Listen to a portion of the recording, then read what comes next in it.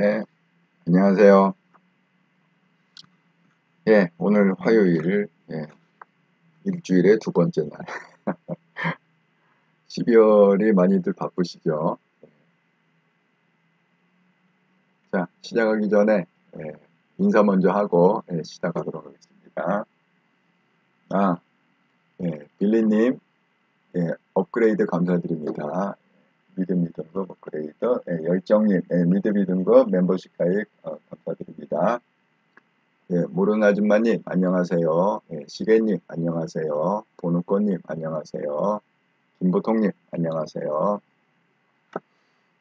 네, 다들 잘 지내고 계시죠?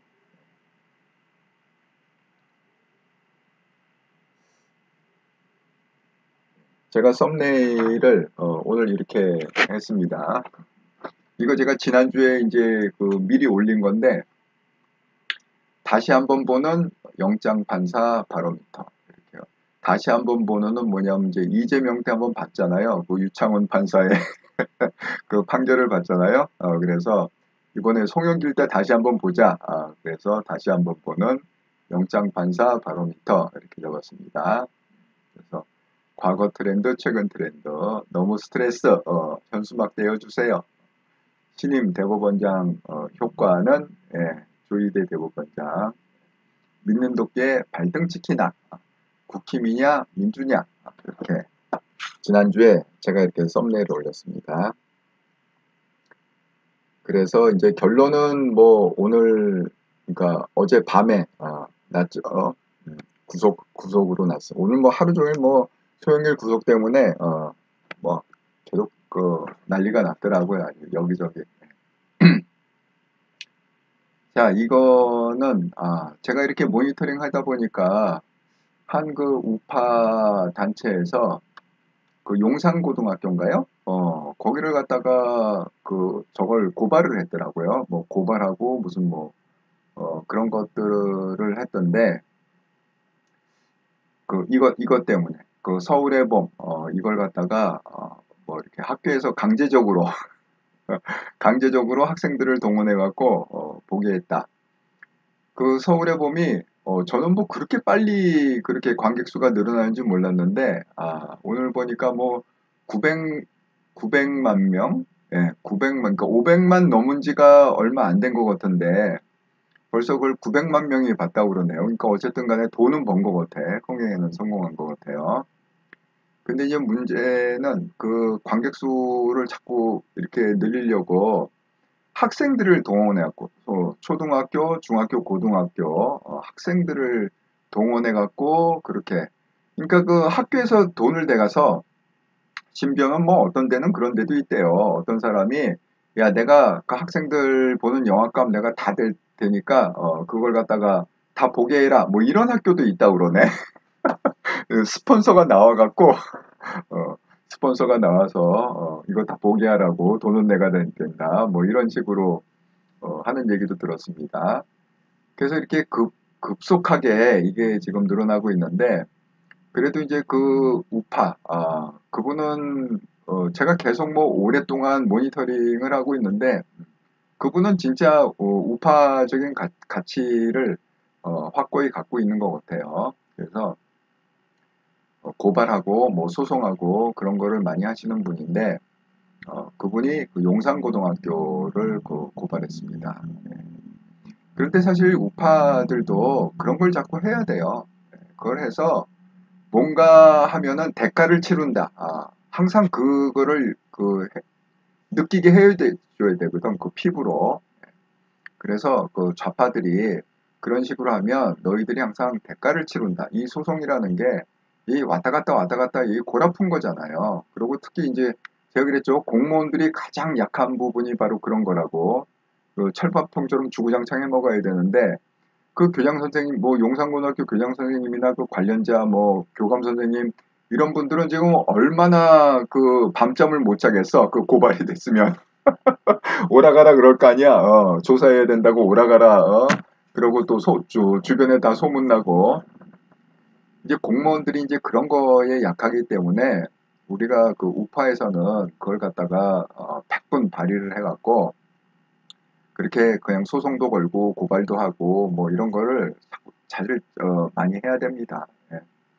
그래서 어쨌든 오늘 이렇게 모니터링 하다 보니까 그분이 이제 고발을 했다고 그런 얘기를 들었습니다.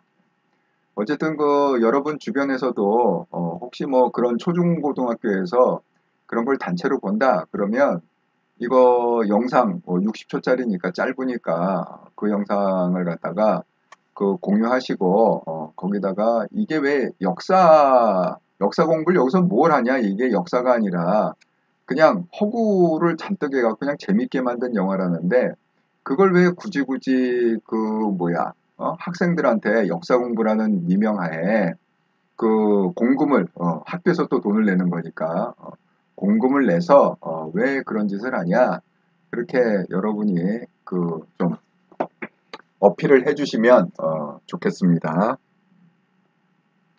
뭐 필요하면 개인적으로 보면 되지 왜 그걸 단체로 애들을 갖다 끌고 가갖고 정말 웃겨요. 자, 그러면 이제 오늘의 그 소영길 얘기, 그 다음에 그 유창훈 판사 얘기를 한번 해보겠습니다.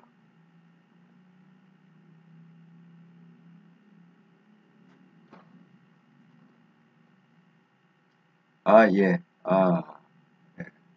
예, 김보통님 안녕하세요. 예, 애국도리님 안녕하십니까. 김보통님 소리 잘 들려요. 아이고 피드백 감사합니다. 방여공님 안녕하세요. 오두막님 안녕하세요. 유로게이님 출석합니다. 나스님 소영길 구속 구속됐습니다. 김보통님 영화 본 사람들 말에 의하면 분노가 끓어요. 끓어오른다고 해요. 아주 자극적으로 만든 듯합니다. 그렇군요. 예. 그러니까 또 좌파들이 막 그 기를 쓰고 애들을 갖다 선동하려고 그러겠죠. 그 영화를 보여주면서. 바이오공님 울산 민노총에서 수천 장 돌려서 아예 그냥 표를 사서 공짜표처럼 자기 돈으로 사갖고 민노총 돈이 많으니까 사갖고 그냥 표를 뿌렸다 수천 장을. 정말 그러니까 공짜 티켓이죠 결국은. 별짓을 다 하네요 정말. 어쨌든 우리가 뭐 막을 수 있는 부분은 뭐 우리가 이게 손이 못 미치는 건 어쩔 수가 없어. 그러니까 우리가 영향력 있는 부분 안에서는 어쨌든 막을 건 좀 막을 수 있으면 막아야죠. 그 유창훈 판사가 이번에는 그 판결을 좀 빨리 내렸어요. 이재명 때는 새벽 4시에 결과가 나왔는데 소영길은 뭐 그렇게 길게 안 걸고 뭐 11시 59분에 구속이 됐다고 그러네. 1분 남겨놓고 11시 59분에. 그런데 그게 그 하루로 쳐준대. 그 1분 차이잖아요. 그러니까 12시 땡 치고 이후에 구속되는 거 뭐 나중에 만약에 형을 뭐 5년을 산다 뭐 3년을 산다 그러면 그 카운트를 할 거 아니에요. 그 1분 남겨놓고 하루로 카운트 해준대. 그러니까 소영길은 어쨌든 하루는 번 거야. 그게 유창훈이 소영길한테 베푼 마지막 자비 하루 땡겨줄게는가 그거였습니다. 근데 어쨌든 뭐 결론은 구속으로 됐어요. 자, 이게 그 구속 청구 우리가 이제 핵심을 한번 다시 짚어보자고요. 그럼 왜 구속이 됐느냐? 소영길이 그 2021년 3월하고 4월 사이에 민주당 전당대회를 앞두고 국회의원한테 돈봉투 20개를 포함해서 총 6,650만 원을 민주당 국회의원하고 지역 본부장들에게 살포했다. 이겁니다. 시작은. 그런데 그 또 거기 뭐가 연루가 돼 있느냐. 그 살포하는 과정에서 그 소영길 대표가 스폰서인 사업가 김모 씨로부터 5천만 원을 또 받았고 또 무소속 이성만 의원으로부터 1,000만 원을 부의 선거 자금으로 받았다고 의심하고 있다. 그래서 또한 검찰은 소영길 대표가 먹사연, 이 먹사연 있잖아요. 먹고 사는 문제 연구소 이거를 소영길이 만든 거예요. 그러니까 이게 딴 사람이 만들어서 이렇게 소영길을 갖다가 백업하는 단체가 된 게 아니라 소영길 본인이 만드는 거야. 먹사연을. 본인이 만들어갖고 본인의 후원 조직을 갖다가 본인이 만든 거지, 송영길이. 그래서 이게 문제가 되는 거예요, 사실은. 그래서 그 먹사연을 통해서 불법 정치자금 7억 6,300만 원을 수수한. 그러니까 이게 돈봉투 돌린 거하고 요건 또 별개 건이에요. 이건 정치자금법 위반. 자, 그렇게 해갖고 결국은 뭐냐? 이 먹사연을 정치자금 창고로 활용해서 정경, 유착 범행이다. 이렇게 이제 검찰이 기소를 하고 그 다음에 이제 구속영장을 청구한 거예요. 그래서 이 수사는 8개월 동안 진행이 됐습니다. 그래갖고 그 핵심이 뭐냐? 서울중앙지검 반부패 수사 2부 부장 최재훈 부장 검사가 13일 날 불법 정치자금 수수하고 제3자 뇌물수수 정당법 위반 등, 그러니까 혐의가 크게 3개네 보니까. 불법 정치자금 수수, 3자 뇌물수수, 정당법 위반 등의 혐의로 송영길 전 대표에 대한 구속영장을 청구했습니다. 그래서 이제 판결 만에 구속영장을 청구했는데, 이게 지금 핵심이 뭐냐면 구속영장 청구하면 되게 그 두 개를 따지잖아. 도주의 우려가 있느냐, 증거인멸의 우려가 있느냐. 근데 되게 뭐 도주 우려는 그렇게 많지 않으니까 이 증거인멸 갖고 따지는데, 이 증거인멸의 그 결정적인 그 아킬레스건이 뭐였느냐. 프랑스 파리에 머물던 송영길 대표가 지난 4월 귀국 전에 휴대전화를 폐기했다. 왜냐면 계속 그 오랫동안 쓴 전화잖아. 그러니까 그걸 폐기하고 들어왔다는 거야. 들어와서 그냥 새 폰으로 그렇게 했다는 거죠. 그 다음에 두 번째는 외곽 후원 조직 그 평화 먹고 사는 문제 연구소 그 먹사연이라고 그랬죠. 이걸 줄여서 이 먹사연에다가 압수수색에 대비해서 하드디스크를 교체해라. 이렇게 지시를 했다는 거야. 송영길이 야 그거 빨리 하드디스크다 교체해. 압수수색 들어오기 전에 이거 다 교체가 됐대, 실질적으로. 그러니까 이게 그 증거인멸의 명확한 그 행동이다. 그러니까 얘를 풀어주면 보나마나 또 여기저기 돌아다니면서 증거인멸하고 다닐 거다. 이렇게 해서 이제 구속을 해야 된다. 이게 명분이었습니다. 검찰의 명분이. 아이고, 예. TK님. 아이고, 또 새로운 아이디. 예, 반갑습니다. 좋은 방송 감사합니다. 기다려지는 방송입니다. 그러니까 TK님도 그동안 방송을 계속 들으셨네요. 근데 이제 채팅창에는 이제 글을 처음 쓰신 것 같아. 예, 자주 들어와서 의견을 주세요. 김보통님, 예, 우리 대한민국 스포츠 백이진이 스포츠 릴레이를 시작해 주셨습니다. 감사합니다. 김보통님께서 소영길 씨 안타깝습니다. 이제 송트남이라고 그만 놀릴게요. 맞아, 이제 너무 불쌍해. 언제 나올지 몰라. 이제 몇 년이 나올지 몰라. 이따 설명을 드리겠지만 이 어제 또 동시에, 그러니까 이 구속영장 심사도 있었지만 어제 동시에 또 뭐가 있었냐 하면은 그 관련된 그 윤관석 의원 있잖아요. 그 돈 돌린 사람에 대한 그 결심이 있었어. 결심이 있었는데 검찰에서 그 징역 5년을 구형을 했습니다. 무려 징역 5년. 그 다음에 강내구한테도 징역 3년. 그러니까 이게 이거보다 그 소형길이 몸통이니까 구형이 더 셀 거 아니야. 그러니까 이게 그 간단하게 해결될 문제는 아닌 것 같아요, 지금. 그래서 당분간은 우리 그 소영길 씨 얼굴을 못 볼 것 같다. 그렇습니다. 그런데 이제 결국은 구속이 됐잖아요. 구속이 됐는데 우리가 이제 이거를 주목해야 돼. 유창훈 판사가 어떤 내용으로 구속을 시켰냐. 그러니까 이재명을 풀어준 거는 이런 거였잖아. 그건 인정한다. 위증 교사. 그거는 인정하는데, 그 유창훈 말. 그건 인정하는데 뭐냐? 설마 그 당대표가 어디 뭐, 그 도주를 하거나 증거인멸을 하거나, 그럴 리는 없다. 그래서 풀어준 거잖아. 야당 대표라고. 원인은 그거잖아. 야당 대표라고.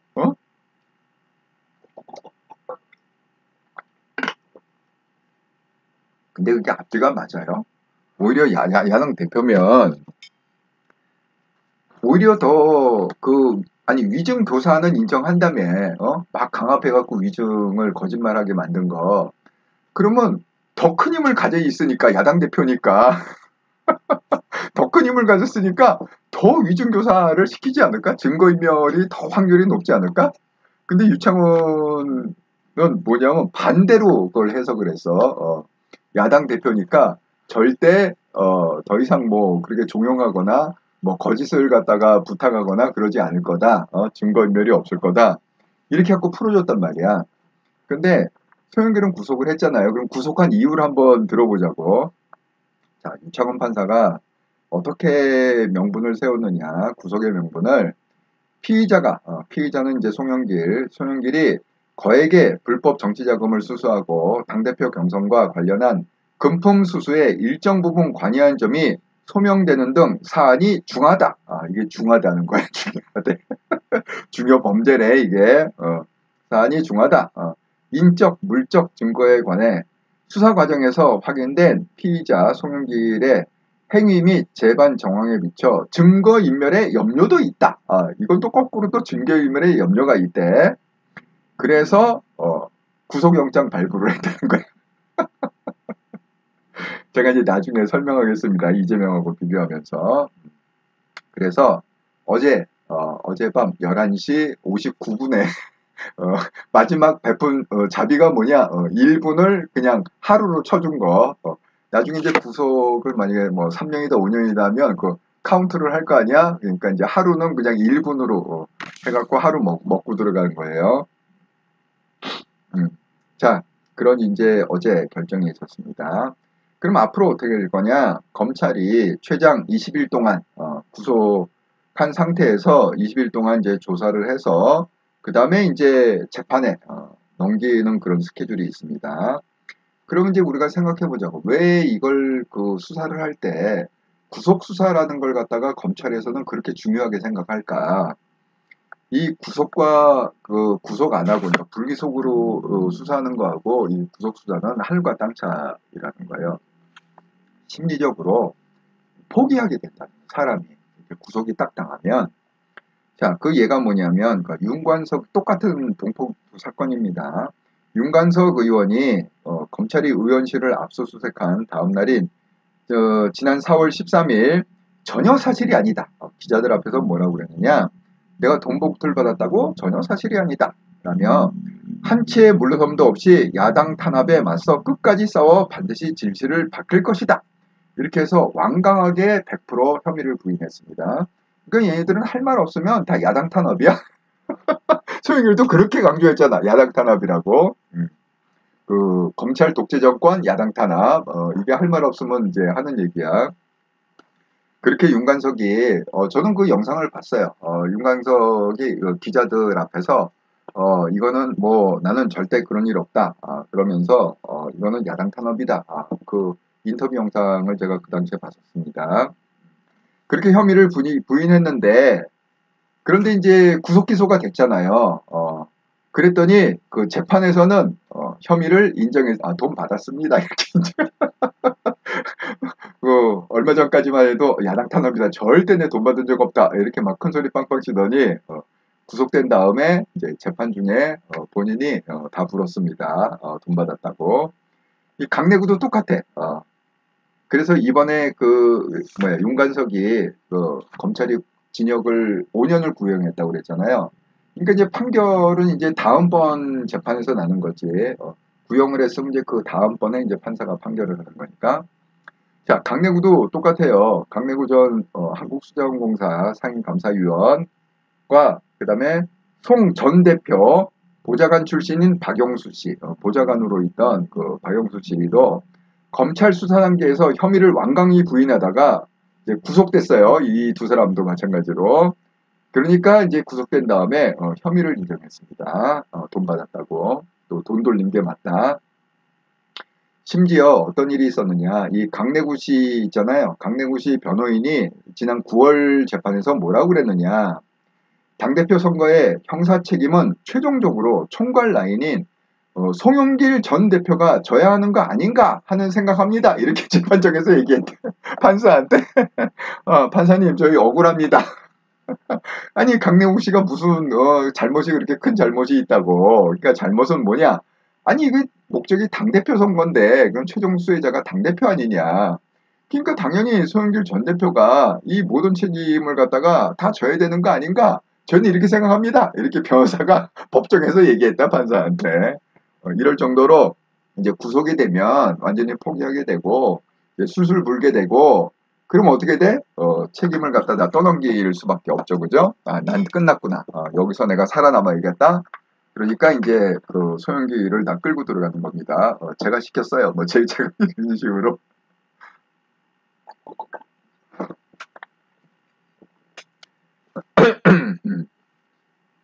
여러분 그 우리나라에 그 영적 실질 검사가 언제 도입을 됐느냐? 이게 그렇게 오래되진 않았어요. 1997년. 그러니까 그게 오래된 거 아니죠? 97년. 그럼 07년, 17년, 한 20, 한 7년 정도 됐네. 예. 그러니까 그전에는 그냥, 검사가 구속을 했다고, 검사가. 검사가 구속을 하면, 물론 이제 그 영장은, 구속영장은 판사가 하지만, 이게 차이가 뭐죠? 그러니까 1997년 전과 이후의 차이가 뭔지 아세요? 이 영장 실질 검사제를 이제 도입을 한 다음에는 그전에는 뭐라고 그랬냐면 판사가 그냥 기록을 보고 영장 오케이 아니면 영장 불어 이렇게 해서 그냥 검사가 하면 대부분 다 구속이 됐대. 그러니까 구속되지 않을 확률은 뭐 한 5% 미만이었다는 거야. 근데 이제 97년에 이게 영장 실질 검사라는 게 뭐냐면 최종적으로 판사가 구속 이렇게 결정하기 전에 그 당사자한테 변론할 기회를 주자는 거예요. 그러니까 직접 판사가 물어볼 수 있다는 거지. 이 서류만 보는 게 아니라 그러면 이제 그 사람이 이번처럼 뭐 소영길 변호인이 또 검사도 옆에 나와갖고 검사가 쫙 얘기하면 또 이 변론할 기회를 주는 거지. 그래서 실질적으로 그 5% 미만이었던 그 거부율이 이 그 영장실검사 97년에 도입하고 나서 그게 15%로 늘어났다는 거야. 그러니까 확률이 확 늘어난 거죠. 구속 안 될 확률이. 그럼에도 불구하고 아직도 85% 정도는 일반적으로 구속이 된다는 거예요.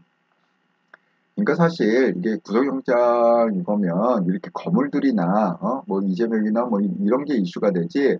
아니 뭐 그 일반인들 같은 경우에는 구속영장 뭐 거의 99% 구속되지 않겠어요. 네.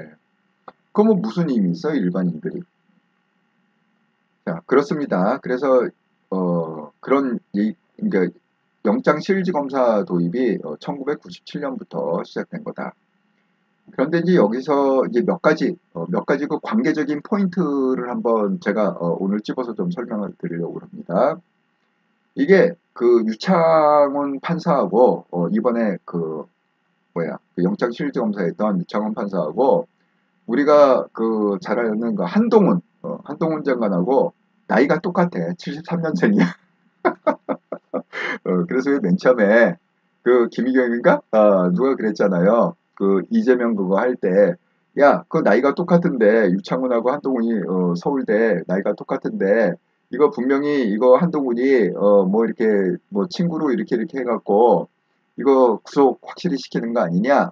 이렇게 했는데 이제 무식한 얘기야. 근데 나이는 똑같은데 73년생으로 똑같은데 학번은 달라. 그러니까 유창훈이 1년 재수를 하고 서울대를 들어갔어요. 서울법대를. 그리고 한동훈은 재수 안 하고 그냥 들어가고. 그러니까 이제 한동훈 장관은 92 학번이고 유창훈 판은 93 학번이에요. 그러니까 학번이 다르니까 한동훈이 2학년일 때 유창훈 1학년이라는 거지. 그러니까 크게 그렇게 관계가 없는 거야. 왜냐하면 그 당시에 서울법대 그 학생이 한 450명이었나 500명이었나 그래요. 한 학년이. 그러니까 굉장히 많아. 그러니까 한 학년도 잘 몰라. 아니 그 500명을 어떻게 알아? 그런데 뭐 더군다나 이렇게 학년이 다르다? 그러면 이제 거의 뭐 만날 이유가 없는 거지. 특별한 사정이 없으면. 그래서 서울대 동기는 아닙니다. 유창훈하고 한동훈이. 자, 그러면 오히려 누구하고 지금 동기냐? 서울대 동기가 그 민주당의 박주민 있잖아요. 약간 밉상으로 생기신 분. 예. 이 박주민하고 똑같아. 그래서 나이도 같고 박주민도 73년생이고 그 다음에 또 박주민도 재수를 하고 서울법대를 들어갔어. 그러니까 학번도 같아. 학번이 93학번이야. 93학번. 그러니까 오히려 유창훈하고 박주민은 친할 수 있어. 왜냐면 재수도 같이 해서 나이도 한 살 많은데 들어갔고 네, 학번도 같고 그래갖고 이제 그럴 수 있습니다. 하지만 이제 그 유창훈이 머리가 똑똑하긴 그러니까 그 이 공부머리는 암기력이라고 그랬잖아. 그러니까 유창훈이 암기력이 좋은 것 같아. 그래서 그 뭐야 유창훈은 29기예요. 사법연수 29기. 근데 뭐 한동훈은 27기야. 그러니까 2년 먼저 사시 합격했고, 그러니까 한동훈은 확실히 그 똑똑한 사람이야. 그런데 이제 박주민은 35기야. 늦게 됐어요, 사시가. 자, 그렇게 갖고 이제 했는데, 우리가 이제 유창훈하고 이제 조희대 대법관 사이에서 한번 생각을 해보자고. 이제 대법관이 바뀌었잖아요. 그전에는 김명수가 있을 때 이재명을 풀어준 거잖아. 그런데 이제 대법관이 바뀌었단 말이야. 조희대로. 그러면 이 조희대 대법관이 이 그 법원에서 아주 유명했대. 이렇게 아주 유명한 사람이야. 뭐 청명절벽하고 굉장히 독특하고 이렇게 신념. 그 조희대 씨가 그 얘기했잖아요. 박근혜 대통령님 그거 할 때 그게 2019년에 그러니까 문재인 정권 시절입니다. 2019년에 그때 소수 의견, 미스터 소수 의견으로 뭘 냈느냐? 박근혜는 무죄다. 죄가 없다. 또 삼성의 이재용도 무죄다. 해갖고 모든 사람들이 다 유죄라고 얘기할 때 혼자서 미스터 소수 의견을 내서 그러니까 얼마나 그 사람들한테 주목을 받았겠어. 사실은 그 조희대 그 대법관 시절에. 그러니까 이 유창훈도 머리가 있으니까 그 알 거라고 조희대 그 대법원장 신임 대법원장이 어떤 성격이고 어떤 능력을 갖고 있다는 거를 잘 알 겁니다. 유창훈도. 그러니까 문제가 뭐냐면 이 영장실정 판사 있잖아요. 그게 임기가 1년밖에 안 된대.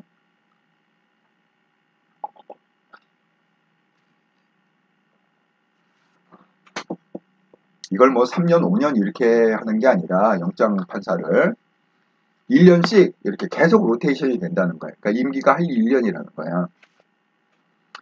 그런데 지금 그 유창훈 판사가 언제 영장 판사 취임을 했느냐? 2023년 2월 22일. 그러니까 지금 12월이니까 2달밖에 안 남은 거야. 자기 임기가. 그러면 어딘가 발령을 또 받아야 될 거 아니야. 새로 인사이동을 받아야 될 거냐. 임기가 끝나면 그럼 인사권을 누가 갖고 있어? 조희대 대법관이 갖고 있잖아. 지금 대법원장이 갖고 있잖아. 그러니까 그 유창훈 판사 입장에서 어떻게 했어요? 이제 김명수는 이제 사라졌고, 그 다음에 새로 취임 대법원장인데 조희대인데 완전히 내가 그래 벽 보고 얘기하는 거 똑같이 신념으로 똘똘 뭉친 사람. 그 신념이 뭐라고? 정의로운 사회, 공정한 사회를 만들어야 되는 그 신념. 그래서 그 기자선 같은 문재인 씨에도 박근혜 대통령 무죄 이렇게 그 소수 의견 쓴 사람. 그러니까 그 사람이 만약에 이걸 보고 있을 텐데 이 재판 결과를 모든 사람이 보고 있잖아. 당연히 조희대 대법관도 대법원장도 보고 있겠지. 근데 거기다가 만약에 풀어줬다. 그러면 이걸 가만두겠냐? 아니 뭐 거기에다가 이거 무효다 이렇게 선언은 못하겠지만 아니 2달밖에 안 됐는데 그러면 어디로 보내겠어? 인사이동할 때. 야 너 같은 애는 도저히 요직을 맡길 수가 없어. 어떻게 그걸 갖다가 풀어주고 그러니까 말도 안 되는 그러니까 유창훈이 조희대 대법원장의 눈치를 안 볼 수가 없었다. 왜? 자기가 옷 벗기 싫으면 옷 벗을 각오가 아니면 어쨌든 간에 이걸 제대로 판결을 해갖고 어쨌든 조희대 눈밖에는 남으면 안 되잖아. 그래서 그런 고민을 많이 했을 거다. 유창훈이 조희대 대법원장 사이에서. 그 다음에 제가 얘기했죠. 지난주에 그 송경호가 지금 그 서울중앙 검찰청 검사장이 송경호입니다. 근데 이 송경호하고 유창훈은 또 관계가 깊어요. 왜냐하면 나이는 3살 차이가 나. 유창훈이 73년생이고 송경호 그 검사장이 70년생입니다. 그래서 3살 차이가 나는데 이게 공교롭게 사법연수 동기야. 29기 똑같아. 송경호도 29기, 그 다음에 유창훈도 29기입니다. 그러니까 사법연수원을 같이 지냈다는 거는 너무너무 잘한다는 거야. 왜? 매일매일 거기서 시험 보고 뭐 같이 그 연수를 받으니까 그걸 모를 리가 없다고 서로. 자, 그래서 이제 한번 물 먹었잖아. 지난번에 그 송경호가 그 이재명 건으로 이제 물 먹었습니다. 그래서 영장 판사가 3명인데 일부러 유창훈한테 걸리게끔 그렇게 신청을 했다고 그랬어요. 영장을. 그건 완전 고의입니다. 왜냐하면 피하면 얼마든지 피할 수 있어. 왜? 3명이니까 야 유창훈 안 되겠다. 그럼 딴 2명한테 걸리게 얼마든지 그럴 수도 있는데 굳이 이게 딱 아다리가 맞았다는 건 우연이 아니라 뭐냐? 의도적이다. 송경호의 의도. 그래서 제가 어제 지난주에 그랬죠. 송경호가 함정을 판 거다. 그 함정이 뭐냐면 자 일관성 있게 판결을 하려면 이걸 풀어줘야 돼. 왜냐하면 이재명 같은 그 중죄, 사실 이재명의 죄하고 그 송영길의 죄를 이렇게 비교해 보면 어디가 중죄예요? 이건 뭐 누구나 뭐 물어볼 것도 없어. 정말 그 이재명의 죄에 비하면 송영길은 저 발꿈치에 뭐 때만한 죄야. 어마어마한 죄가 있는데 이 어마어마한 죄를 풀어줬으면 당연히 송영길도 풀어줘야 일관성이 있는 거잖아. 우리 판결의 일관성을 따지자면.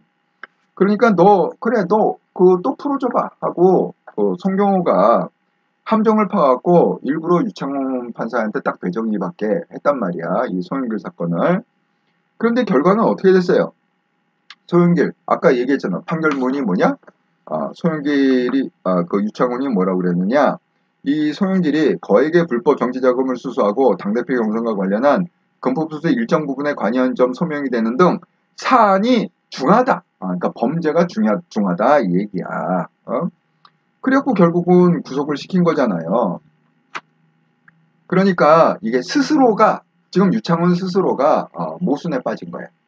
더 큰 놈은 풀어주고 더 작은 죄를 지내는 구속시키고 그러니까 이 송경호가 그걸 갖다가 천하에 입증을 해준 거지. 야 유창훈 이런 애야 하고 아주 그냥 스스로 증명하게끔 만든 겁니다.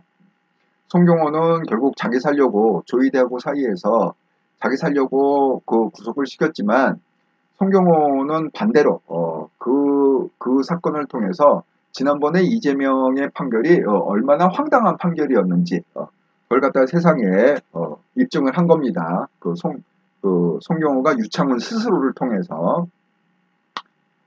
자, 그리고 이제 그 유창훈과 이제 개딸들의 그 관계에서 한번 생각을 해보자고요.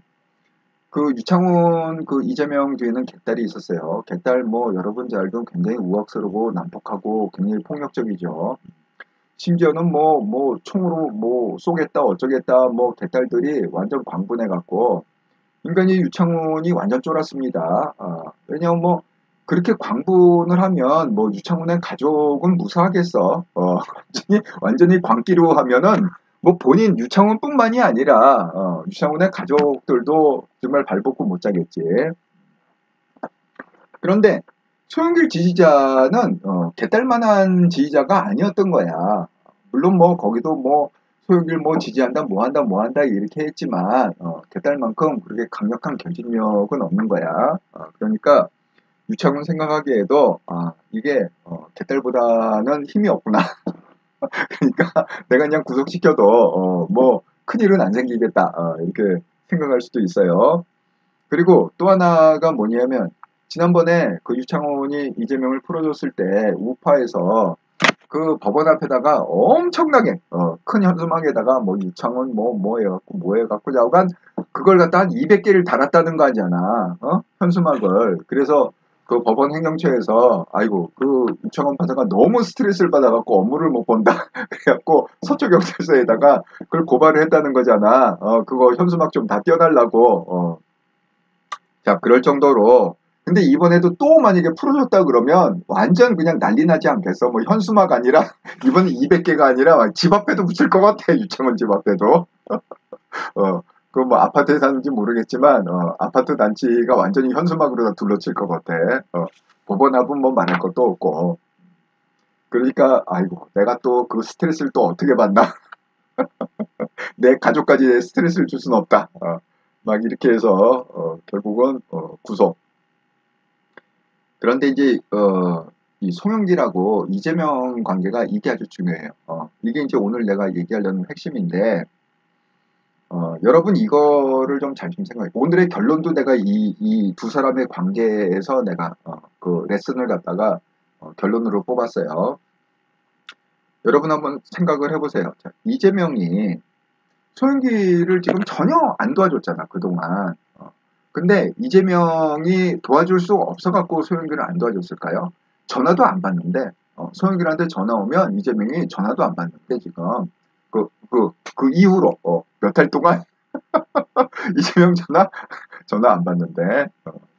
그러니까 뭐, 그 만나고 싶어도 뭐 연락도 안 되고 뭐 얼굴도 못 보고 뭐 얘기도 못 하고 그러는데 이재명은 계속 소영기를 갖다 의도적으로 다 왕따를 시키고 이렇게 했단 말이야. 그러면 그 소영길의 마음이 어떨까요? 소영길은 완전 배신감을 느끼지 않았을까? 왜냐하면 사실 이재명을 갖다가 대통령 후보로 만들어준 게 누구예요? 그 이낙연하고 이게 경선을 할 때 마지막 결선 투표를 해야 되는데 당시 소영길이 당대표였잖아요. 그러니까 당대표 직권으로 이거는 그냥 이낙연이 떨어지고 이재명이 이긴 걸로 하겠다 하고 그냥 당대표가 직권으로 선언을 해갖고 이낙연은 그냥 아예 쏘지도 못하고 그냥 탈락이 되고 이재명은 그 후보가 됐다고. 자, 후보가 된 다음에도 떨어졌어. 대통령 선거 떨어졌을 때도 그 소영길이 그냥 자기 개양 이 개양이요 얼마나 그 소영길하고 유래가 깊냐면 소영길이 대학교 때부터 개양에 살았대. 그 정도로 아주 오래된 소영길 대학이니까 20대잖아. 20대부터 거기 살았고 소영길이 30대 국회의원 배지를 달았는데 그 개항에서 나와갖고 국회의원 배지를 달았고 소영길이 그 출마를 할 때 그 모 후원자가 나와갖고 그 당시 돈에 1억을 줬대요. 1억이면은 지금으로 치면은 그 뭐야 뭐 한 몇십억 되겠지. 한 2, 30억 될 거야 아마. 그때 당시에 그 1억이면.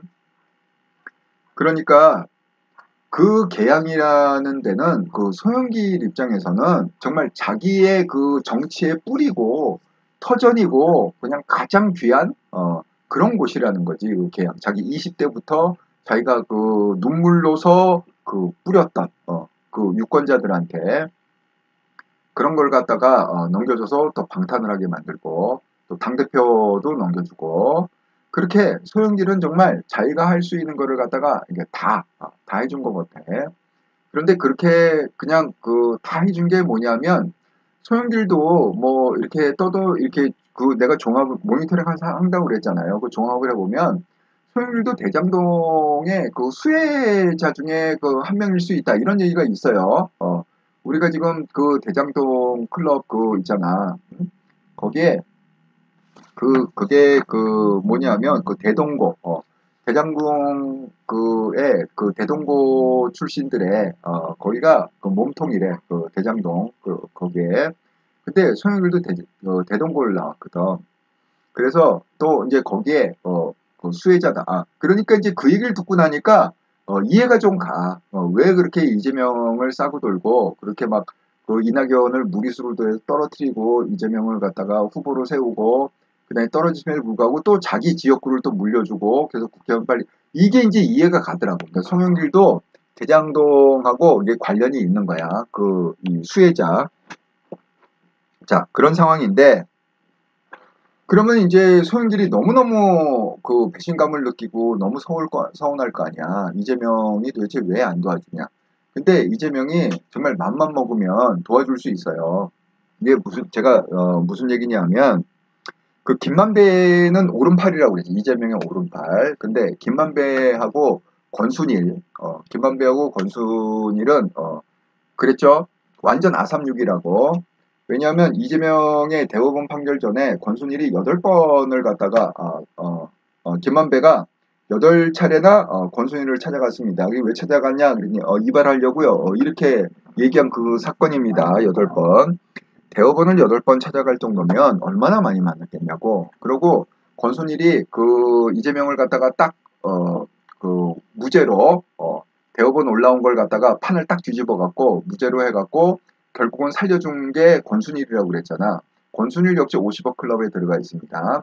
그리고 화천대유에 와갖고 그 변호사 자문료만 1,500만 원 매달 플러스 월급 이렇게 해갖고 김만배하고 권순일은 완전 아삼육이야. 딱 붙어 있어. 그런데 그러면 어떻게 그러면 그 이재명이 지난번에 풀어냈느냐? 이 권순일하고 유창훈은 이게 또 뛸래야 뛸 수 없는 관계인 거야. 이게 그 조사를 해보면 자, 그 유창훈하고 권순일은 대전고 동문이에요. 대전고. 그러니까 권순일이 나왔을 때 대전고는 뺑뺑이가 아니고 우리가 시험 보고 들어갔죠. 그러니까 명문고지. 그 대전 지역에서는 대전고. 그 당시에 대전고에서 서울대를 많이 들어갔으니까 그 시험 보고 들어가던 세대의 권순일이고 유창훈은 이제 뺑뺑이 세대. 14살 차이 나니까. 차이가 뭐 어마어마하지. 자, 14살이 차이가 납니다.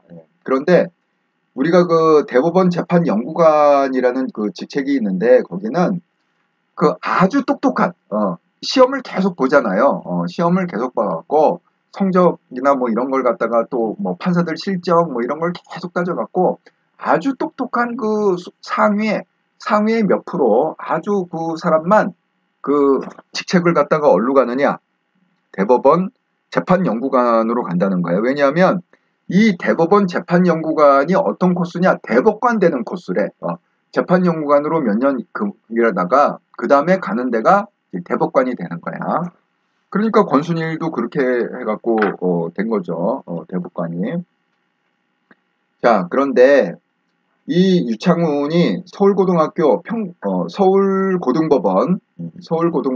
평판사로 일을 할 때 당시에 서울고등법원 부장판사가 권순일이었습니다.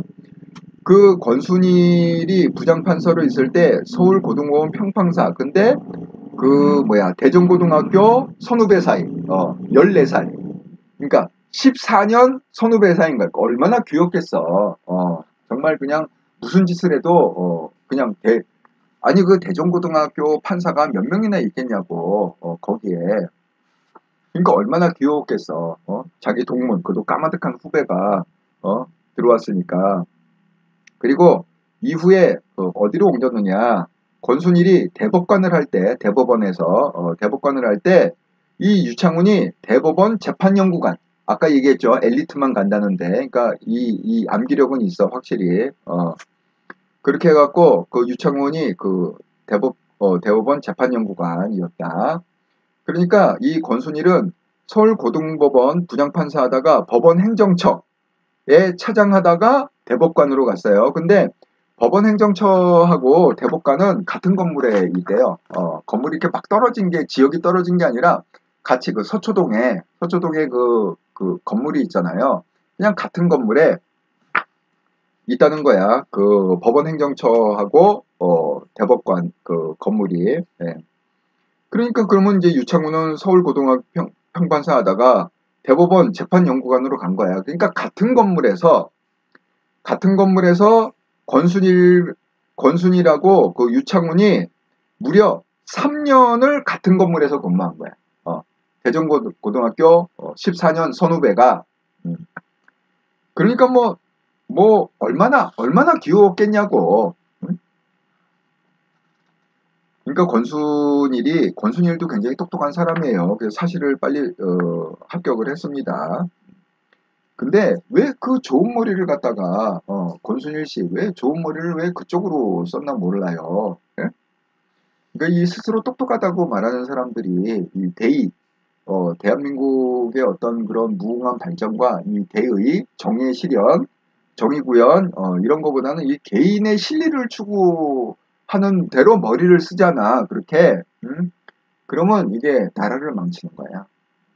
본인이야 뭐 대장동 거기서 뭐 돈을 뭐 50억 클럽이다 해서 뭐 해갖고 입이 딱 찢어졌을지 모르지만 그것 때문에 결국은 이재명이 대통령 후보가 되고 그리고 지금까지 이 대한민국이 완전히 그 좌하고 우로 갈려갖고 이 피 튀기는 전쟁을 한 그 원인 제공이 누구냐? 권순일인 거야, 권순일.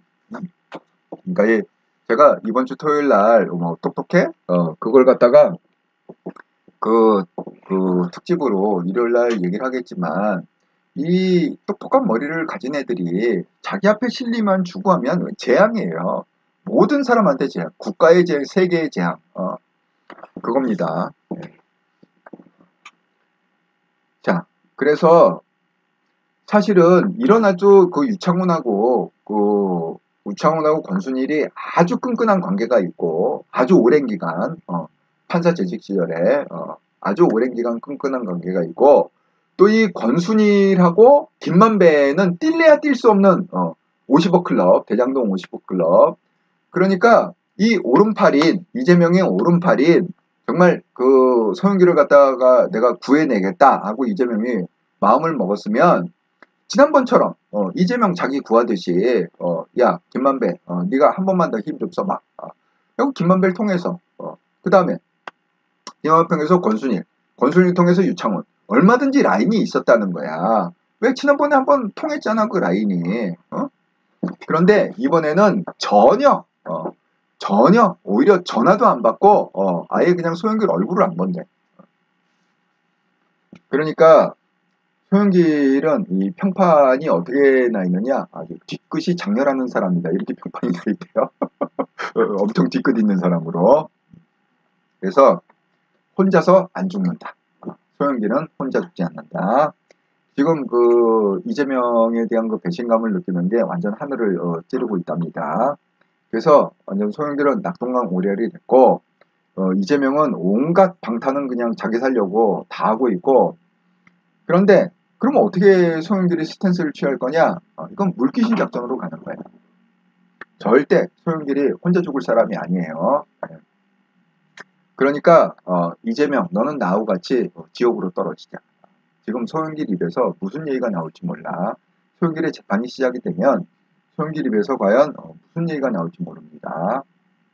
자, 그래서 지금 이제 이 소영길은 이재명을 위해서 다 내줬어.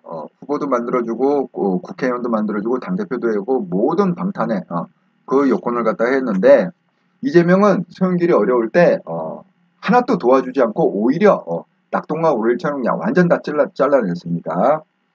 그런데 이게 지금 완전 헌시작 버리듯이 버린 게 좌파 유튜버들도 스탠스가 지금 그래. 소영길을 다 지금 손절하고 있어.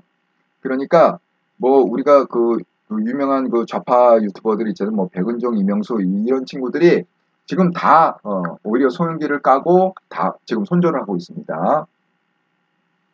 자, 이런 상황에서는 완전히 그 소영길이 혼자 죽지 않는다.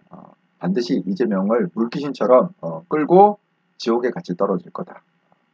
그래서 결국 대장동에 대해서 소영길이 많이 알고 있으리라 이렇게 지금 다들 추측을 하고 있습니다. 대동고라고 그랬죠. 예, 대동고 출신들이 지금 대장동의 몸통이다. 그리고 소영길도 지분이 있을 것이다. 그런데 그게 검찰 조사 과정에서 이제 불기 시작하면 소영길이 마음먹고 내가 너를 갖다가 같이 끌고 물귀신으로 지옥으로 떨어지겠다 하면 이제 검찰 조사에서 무슨 얘기가 어떻게 나올지 몰라 소영길 입에서. 그리고 이제 말씀드린 대로 어제 그 윤관석이 징역 5년을 구형을 받았고 강내우가 징역 3년 그렇게 결심이 됐습니다. 그래서 소영길은 이것보다 더 나올 것이다 이렇게 했습니다. 그 다음에 또 이제 생각을 해볼 게 그 소영길과 돈봉투 그 20여 명의 국회의원이 지금 돈봉투를 받았다는 거잖아요. 그러면 돈을 줬으면 분명히 받은 놈이 있을 거 아니야. 그러면 그 거기에 7인회도 많이 들어가 있대. 그 20명 중에 그 이재명 그 7인회. 그 다음에 이재명 실세들이 많다는 거야. 왜냐하면 그 당시에는 그 당대표 선거를 할 때는 이재명과 송영길이 손을 완전히 잡고 있던 상황이기 때문에 돈 봉투를 갖다가 그럼 누구한테 줬겠어? 이재명 측근들한테도 줬다는 거야. 그래서 결국은 이겁니다. 왜 윤관석이 300만 원이 아니라 100만 원을 받았다 이렇게 자꾸 우기느냐 하면 그 이유가 있어요. 왜냐하면 이게 벌금형으로 100만 원 이상만 나오잖아? 그러니까 100만 원이 데드라인이야. 100만 원 이상만 나오면 이게 당선 무효형인 거야. 뭐 집행유예 나오면 당연히 당선 무효형이고 벌금형이라고 해도 이게 100만 원 이상이 나온다? 그러면 당선 무효형이야. 그럼 생각을 해보자고. 자, 이 20명이 지금 다 그 친명계 의원들입니다. 그러면 이번에 만약에 내년에 22대 국회의원 선거 나왔다 이거야. 그럼 재판이 막 진행되다가 이게 만약에 100만 원 이상 벌금형 이렇게 나오면 그 20명이 다 당선 무효형이 되는 거야 그냥. 설사 국회의원이 됐다 하더라도 22대 내년 4월 10일 날 설사 당선이 됐다 하더라도 이 사건으로 인해서 벌금형이 100만 원 이상만 나오면 다 당선 무효형. 그러면 뭐 완전히 보궐선거를 갖다가 20군데 이상 해야 돼. 20명이 다 동시에 배지가 떨어지면 어떻게 되는 거야? 다시 보궐선거 해야 될 거 아니야? 지금 완전히 이렇게 소영길이 이 20명도 결국은 지금 완전히 분노 폭발이야. 분노 폭발. 그래서 완전히 배신감에 지금 물귀시 작전을 해갖고 이재명뿐만이 아니라 이 20명 돈 받은 그 국회의원들 다 함께 끌고 지옥으로 떨어질 거다. 그런 겁니다. 그와 동시에 지금 소영길이 지금 대표가 뭐예요? 그 586 세대의 대표가 소영길이잖아요. 그러니까 그 여러분 뭐 잘 아시는 거 NHK 그 사건 뭐 한동훈 장관도 그 얘기 잠깐 언급을 했습니다. 예. 그때 뭐 김민석, 임종석, 우상호, 뭐 이인영 뭐 이런 친구들 다 586 윤도권인데 결국은 이 소영길을 기점으로 해갖고 이게 이제 딱 촉발점이 돼갖고 얘네들이 다 이제 정계에서 물러날 거다. 그렇게 지금 예상이 됩니다. 그리고 얘기했듯이 왜 이재명 건으로 인해서 뭐 최소 5명 이상이 죽고, 예? 그게 극단적 선택을 했건 뭐 어떻게 죽었건 간에 어쨌든 5명 이상이 죽고 그랬는데 이게 무슨 뭐 기운이 있는지 뭔지 모르지만 이 소영길 사건이 또 터지고서 또 계속 사람이 죽어가는 기사들이 떠요. 그래서 어제 그 JTBC에서 그 단독을 쳤어. 단독을 뭐를 쳤냐 하면 그 소영길 대표하고 그 고등학교 선후배 그 대동고가 굉장히 좀 끈끈한 모양이야. 이게 그 대동고 선후배 관계였는데 그러니까 후배죠. 소영길의 후배인 사업가가 있는데 이 사람이 그 소영길한테 뭐 후원금을 주거나 이런 적이 한 번도 없었다는 거야. 근데 어느 날 소영길이 이 후배를 만나고 나서 그 인천에 근거를 둔 그 사업가인데 그 후배가 소영길을 만난 다음에 바로 1억 원을 갖다가 후원을 했다는 거야. 그런데 이게 이제 빵 터졌잖아요. 정치자금법 위반 뭐 이런 게 빵 터졌잖아요. 돈 봉투. 그러고 나서 이 후배가 죽었습니다. 극단적 선택으로. 근데 또 동시에 어제 또 무슨 기사가 떴느냐. 그 이정근 있잖아요. 지금 구속돼 갖고 소영길 할 때 같이 부 사무총장 했던 결국 이정근의 녹취록으로 인해서 이게 커진 거잖아요. 지금 또 수사가 시작된 거잖아. 그 이정근의 남편이 또 사망했다고 해갖고 이정근이 지금 구속 상태인데 상을 치러야 되니까 상을 치르게 좀 나갈 수 있게 해달라. 그래서 이거 허락을 해줬다는 거야. 그러니까 갑자기 동시에 2명이 죽었다는 기사가 어제 동시에 떴습니다. 소영길 관련해갖고. 이게 뭐가 기운이 있는 모양이야. 그 이재명 그쪽하고 소영길 쪽하고 이게 무슨 죽음의 기운이 있는 건지 뭔지 이렇게 주변 사람들이 그렇게 자꾸 죽어 나가요. 자, 그래서 오늘 제가 결론을 이렇게 잡아봤습니다.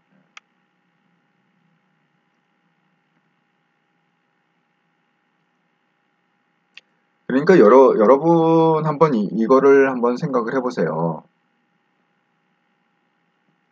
우리가 이제 바로메타적인 이제 측면에서 보면 유창훈이 지금 어디다 베팅을 한 거예요. 유창훈이 그 처음에는 뭐 누구 대법원장 눈치를 봤다고 그랬잖아요. 왜냐면 이제 인사권을 대법원장이 갖고 있으니까. 그럼 그 얘기는 뭐냐?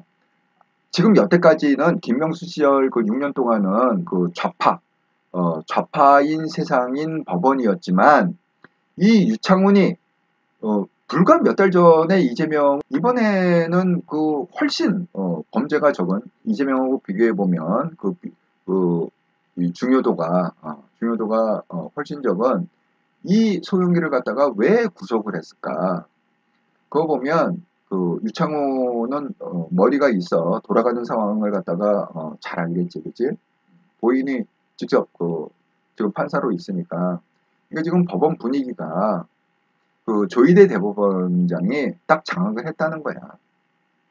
그러니까 결국 유창훈이 이재명 풀어주지 못 풀어주고 결국은 그 조희대 대법원장을 따라갈 수 없겠다. 그 방향으로. 네.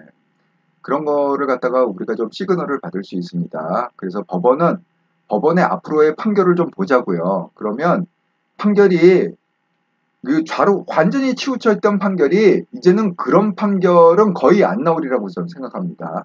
자기가 내가 이 판결을 마지막으로 내가 그냥 판사복을 벗겠다. 벗고서 그냥 민주당에 이번에 그 유삼영이 그 민주당의 그 연재위원으로 빼갖고 자기 국회의원 나온다는 거잖아. 그런 것처럼 그냥 내가 경찰서장복 옷을 벗고 그냥 적극적으로 민주당에 가서 내가 정치를 하겠다 이런 생각이 아니면 그러니까 그 판사들이 내가 그냥 이번에 마지막으로 완전히 치우친 판결을 하고 좌로 치우친 판결을 하고 한 명 살려주고 그 다음에 내가 그냥 그 다음날 판사복 벗고 민주당 입당해서 22대 총선 나가겠다 이런 생각이 아니라면 절대 그렇게 치우친 판결을 앞으로는 할 수가 없다. 왜? 조희대 대법원장이 딱 버티고 있는 한 불가능입니다. 자, 그러고 우리가 또 생각해 볼 게 뭐예요? 그러면 과연 이 분위기가 지금 어떻게 흘러가겠는가 보면은 지금 배팅을 갖다가 어디다 한 거야, 결국은. 민주당에 배팅한 게 아니야. 결국은 국힘에 배팅한 거라고. 국힘에 배팅한 거야. 그러니까 만약에 민주당이 이길 것 같으면 그렇게 판결을 안 할 수도 있겠죠, 그죠? 아니 뭐 몇 개월만 딱 참으면 몇 개월 참으면 민주당이 압승을 해갖고 천지가 개벽을 할 텐데 내가 그 공신이 되면 공신이 됐지. 아니 내가 왜 지킬 일이 뭐가 있어? 근데 결론이 이렇게 나왔다는 거는 민주당에 배팅하기 힘들다는 거예요, 지금 상황이.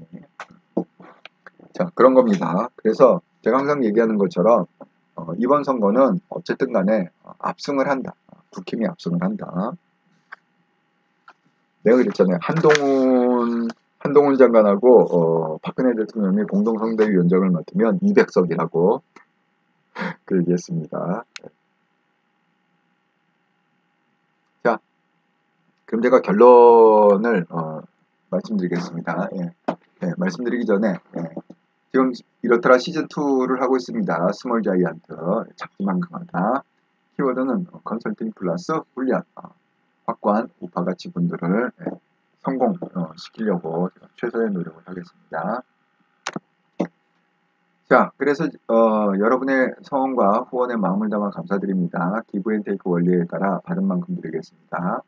분기별로 2분씩 개인 컨설팅 해드리겠습니다. 구독 후원 계좌로 가장 많이 후원해주신 분, 슈퍼챗 슈퍼스티커 멤버십으로 가장 많이 후원해주신 분, 매 분기마다 총 2분을 선정해서 제가 개인 컨설팅 해드리겠습니다. 방법은 보이스톡, 이메일 협의하겠습니다. 자, 이거 캠페인이라고 그랬죠? 윤석열 대통령님 채널과 윤리크 채널 각각 1000만 명 구독자가 될 수 있도록 널리 알려주시기 바랍니다. 자, 지난 한 주 동안 후원해주신 분 정말 감사드립니다. 구독 후원 계좌로 기업은행 계좌로 후원해주신 분 임서정님, 열정님. 제가 그 어제 그 말씀드리면서 아유 갑자기 지난주에 구독 후원 계좌가 두 분밖에 후원을 안 하셨다고 그랬더니 어제 또 그 한 분이 방송 후에 또 후원을 해줬습니다. 예, 감사드립니다. 슈퍼챗 및 슈퍼스티커로 후원해주신 분 김재영님 3회, 스텔라님 2회, 파더승마니님, 김보통님 6회, 원스텝 에더타임님, 나스님, 유로게이님, 찰리님, 모르나즈마님, 야권님, 윤케노시스님, 알리너님 감사합니다. 또 멤버십으로 후원해주신 분 미드미등급 업그레이드 이건실님, 님선영님, 빌리님, 신규 라비님, 열정님, 감솔님, 박영웅님, 제가입 감사드립니다. 너희 재물이 있는 곳에 너희 마음도 있다. 그래서 제 역할은 제가 받은 달란트와 또 20년 이상의 컨설팅 경험으로 여러분을 성공시키는 것을 돕는 것이고, 그 다음에 여러분은 또 이렇더라 비전을 공유하면서 채널을 성장시키는 것이 여러분의 역할이다. 그래서 이렇더라를 세상에 알려주세요. 1차 목표는 한국 스포츠 순위 100위에 진입하는 겁니다. 그래서 100위에 진입하면 많은 분들이 이렇더라 채널이 뭔데 100위에 진입했을까? 그래서 대한민국에서 이제 좌파를 척결하자, 또 가짜우파를 척결하자 이런 비전을 가진 분들이 많이 있을 텐데 그런 분들이 이렇더라에 합류를 해서 또 함께 힘을 합쳐서 그 비전을 이뤄갈 수 있도록 도와주시기 바랍니다. 그리고 총선이 이제 얼마 안 남았습니다. 총선 전에 유권자들이 선동당하지 않도록 도와주시기 바랍니다. 자, 개인 컨설팅을 10월 29일 날 했습니다. 그래서 내년에도 약속드린 대로 1년에 4번 이렇게 스케줄은 커뮤니티에 올려놨으니까 참고해 주시기 바랍니다. 자, 이게 이제 오늘의 결론입니다. 레슨인데 잘 한번 들어보시기 바랍니다.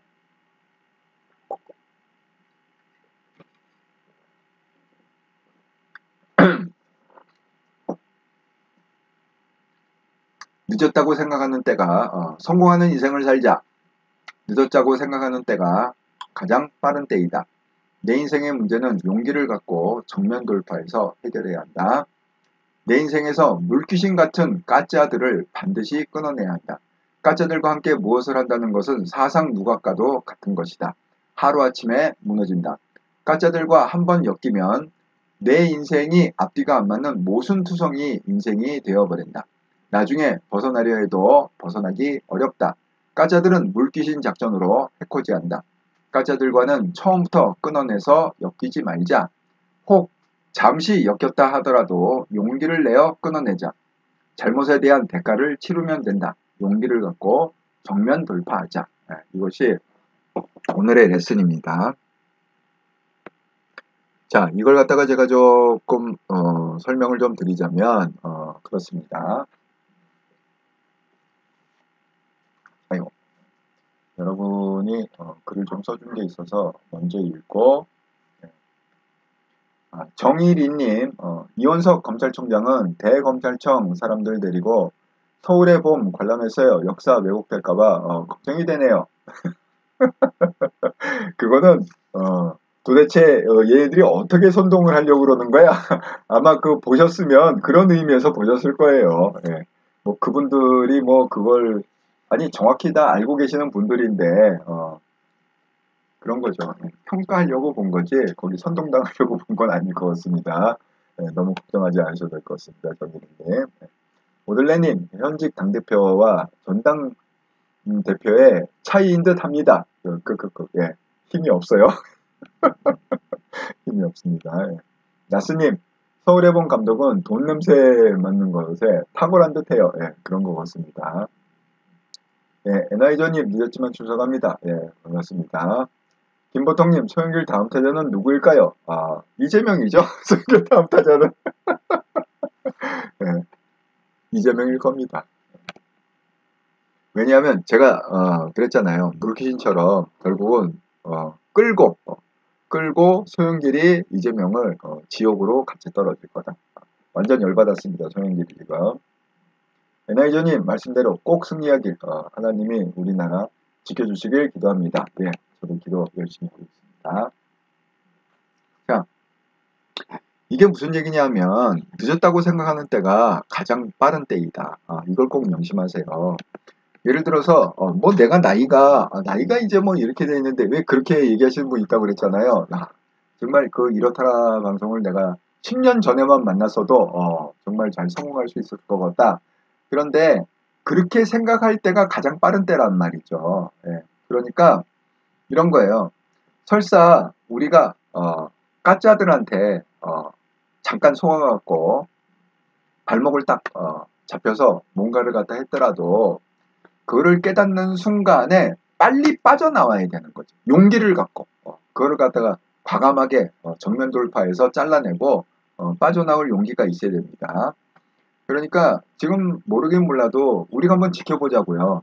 자, 권순일이 그 대법관으로 있다가 이재명을 갖다가 구사일생으로 풀어주고 그러고 자기가 퇴직하자마자 화천대유 가갖고 그렇게 그 돈을 받고 그러다가 결국 50억 클럽에도 지금 명단이 올라가 있잖아요. 권순일이.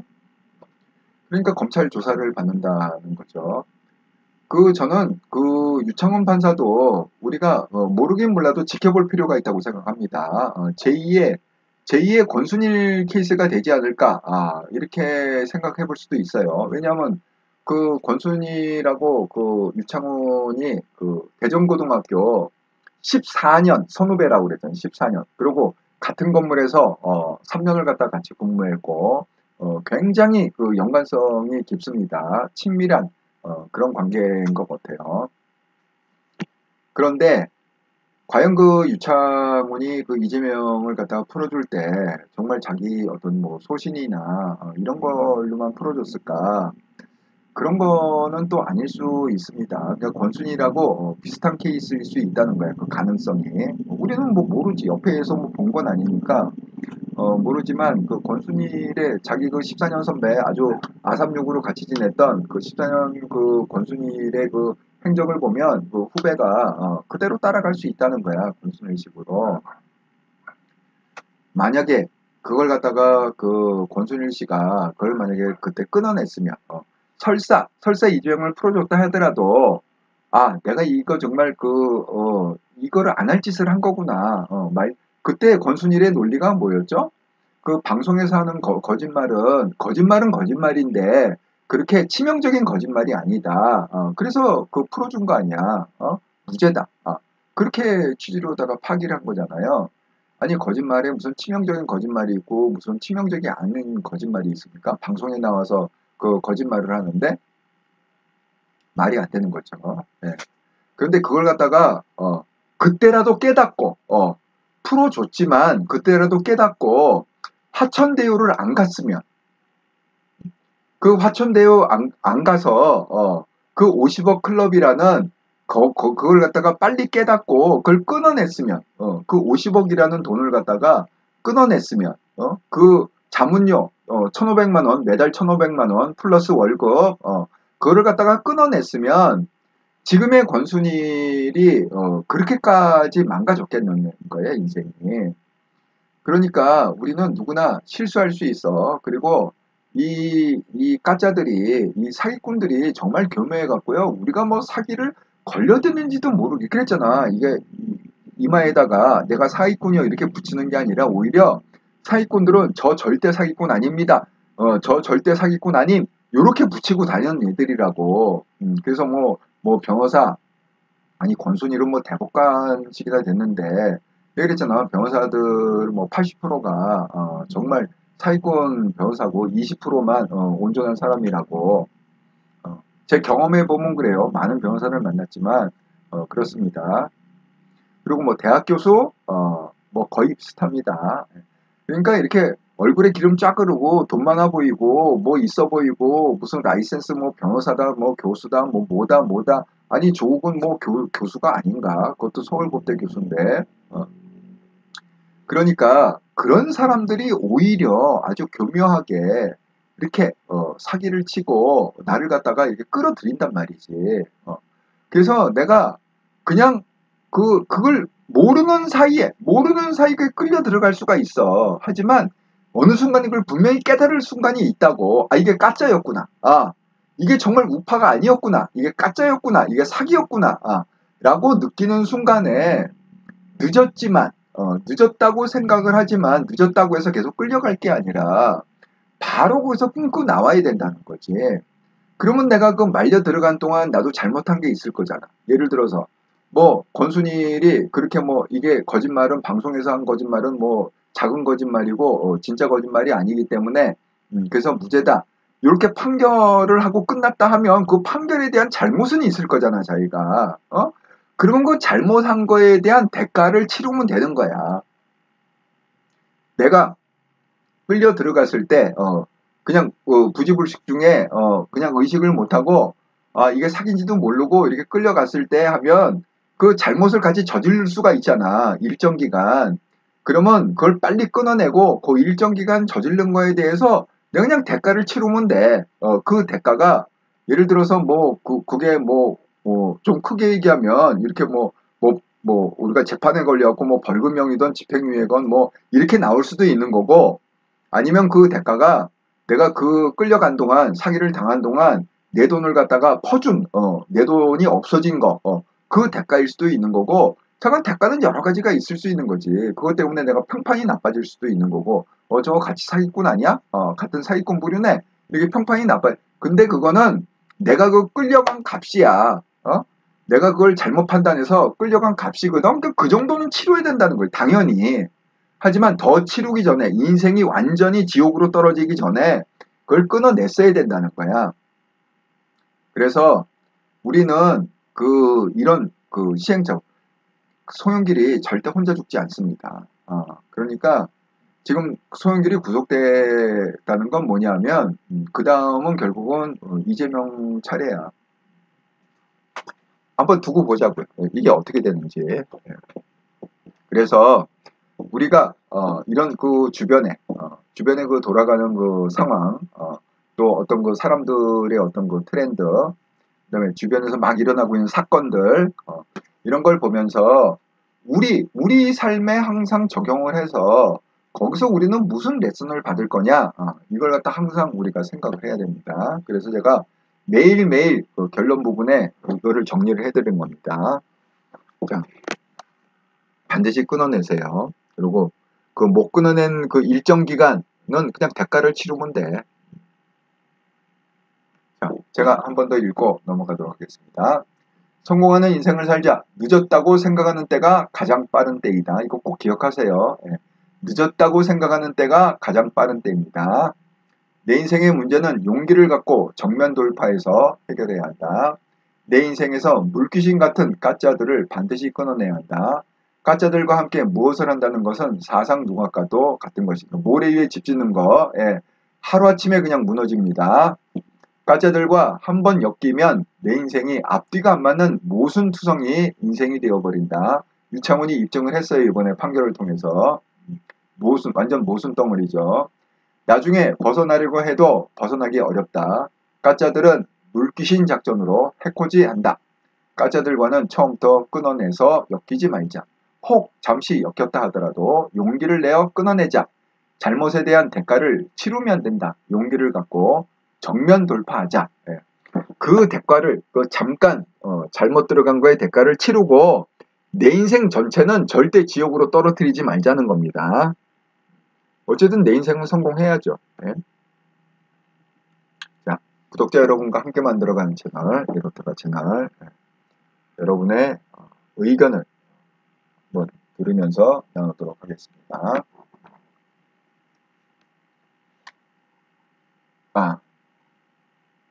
제가 읽은 건 다 읽은 것 같아요. 여러분이 쓰신 글은. 자, 오늘도 슈퍼챗 100일 위해서 릴레이 해주신 김보통님 감사드립니다. 그리고 여러분들이 우리도 연약하잖아. 인간이기 때문에 잠시 잠깐 그런 그 가짜들한테 현혹될 수 있어. 누구나 현혹될 수 있어. 하지만 그거를 갖다 깨닫는 순간 이게 가짜구나. 이게 아니구나. 이게 내가 잘못 가고 있구나 하는 순간에 바로 끊어내라는 거야. 늦었다고 생각하지 마시고 늦었다고 생각하는 데가 제일 빠른 때입니다. 그러니까 바로 끊어내서 여러분의 인생을 정말 성공적인 인생으로 마무리하시기를 바라겠습니다. 자, 그리고 저는 이제 내일 또 8시에 정기방송에 뵈실 텐데요. 아직 썸네일은 아니었지만, 내일은 제가 한동훈 장관님하고 윤석열 대통령님 얘기를 좀 하려고 그래요. 지금 뭐 계속 한동훈 장관님이 오늘도 국회에 법사위에 나오는 중에 기자들이 막 벌떼처럼 몰려갖고, 현관에서 인터뷰하는 걸 봤는데, 네, 그걸 보고서 이게 한 번쯤은 또 지금 한동훈 장관님의 어떤 생각, 그리고 윤석열 대통령님의 생각, 그런 걸 한번 정리할 필요가 있다. 그래서 내일은 제가 그거를 주제로 한번 얘기를 하려고 합니다. 내일 8시에. 자, 그러면 이제 화요일 저녁, 편안한 저녁 시간 보내시고요. 저는 내일 8시에 다시 뵙도록 하겠습니다.